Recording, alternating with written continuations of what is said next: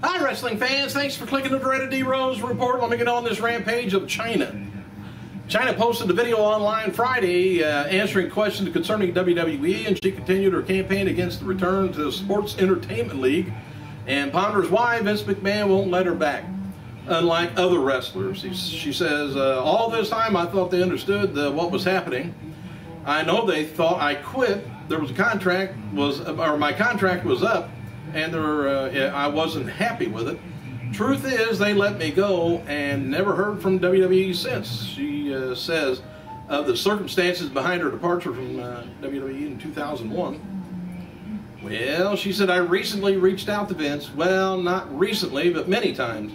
But more recent, before the Vivid offer came up, which the Vivid is where she's been making her movies from now, I guess. Anyway, gave her a great deal. She says, I wanted to see I can get one more hurrah for my fans. Says, can I go back? Why haven't you have accepted all these other people back? Hulk Hogan, Bret Hart, Ric Flair, all these people. Why not me? And what did I do that was so bad to you that you can't do business and have me back into the business? Could be a little bit to do with Triple H keeping it. Might not be Vince. When asked to give her thoughts on today's divas, such as Beth Phoenix, Natalya, Eve, Chyna says she paved the way for all of them. And I do believe that I paved the way for all the women back in the WWE Universe. And I have to say, if I do come back, they better look out. And in regards to who she'd like to face off against, if she returns to WWE, Chyna says that she would like to wrestle the biggest diva in WWE, Vince McMahon. She's also adds, I'd lay the smackdown on his ass. And probably some of the girls too, that's divas there. You know, I forgot when that was, but Chyna had, of course, had a little fling with Triple H. And could that be the reason? I don't think, if Vince thought there was going to be a dime extra that she could bring into the company, she'd be there. Update to a previous report from the Wrestling Observer newsletter reporting that Christians suffered a sprained ankle in last night's WWE SmackDown show in Brussels, Belgium. The injury was significant, though, enough to be flown home. So we'll see if he can still wrestle at Survivor Series. If he does, he may not be, very much in the ring. No word yet on that, but I'll let you know. Hey, WWE pay-per-view numbers. Royal Rumble drawed in 476,000, Elimination Chamber 212,000, WrestleMania 27 1,124,000. Extreme Rules 216,000, Over the Limits 145,000. Capital Punishment, 176,000. Money in the Bank, 195,000. SummerSlam, 296,000. And Night of Champions, 195,000. That's per the Wrestling Observer newsletter. And by the way, if you add up all those numbers, take that times maybe $50 each. Woo! Heyday.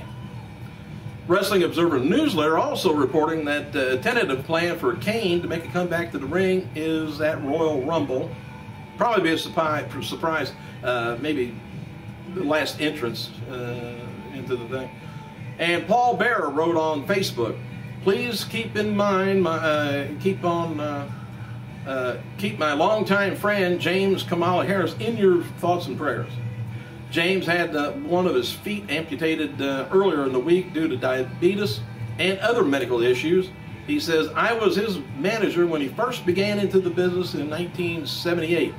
I don't know if you knew that or not, but that was his manager when he first got into the business. And Paul Bearer, by the way, a few years ago had gastric bypass surgery, and it was paid by Vince and WWE.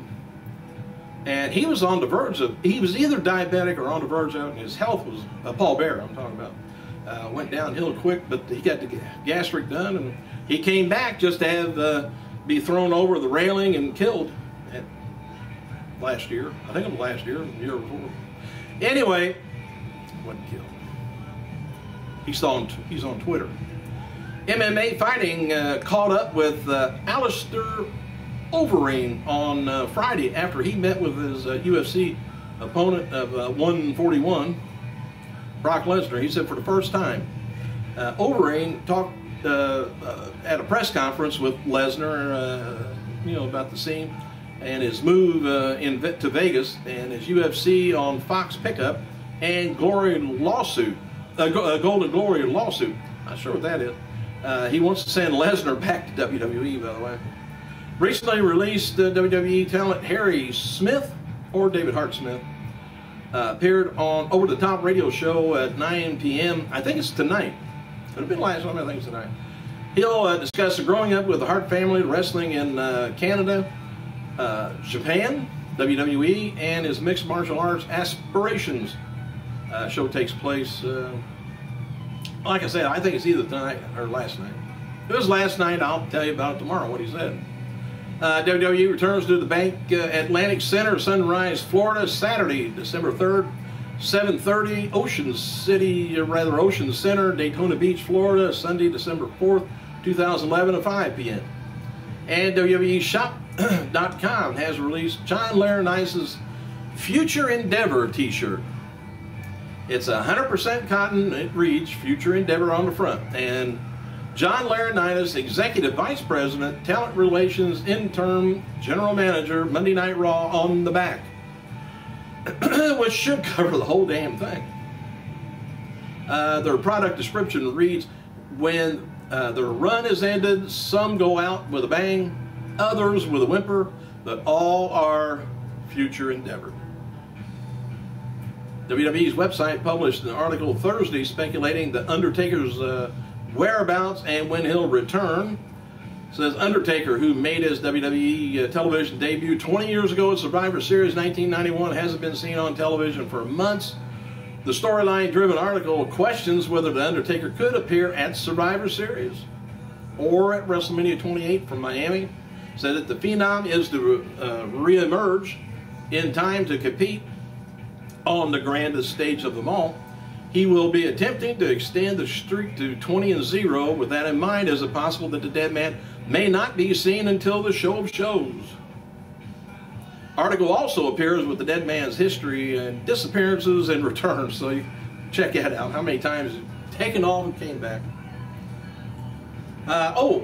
Here's some title changes that went on in 1965 on this date. Mad Dog Vachon beat the Crusher to win AWA World Title. Dick the Bruiser defeated Mad Dog Vachon to win the AWA World Title in 1966.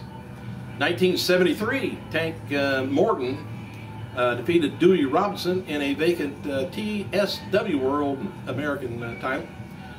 Bill Watts and Buck Robley defeated Mike George and Rob Sweeten to retain MSW Tag Team Champions in '79.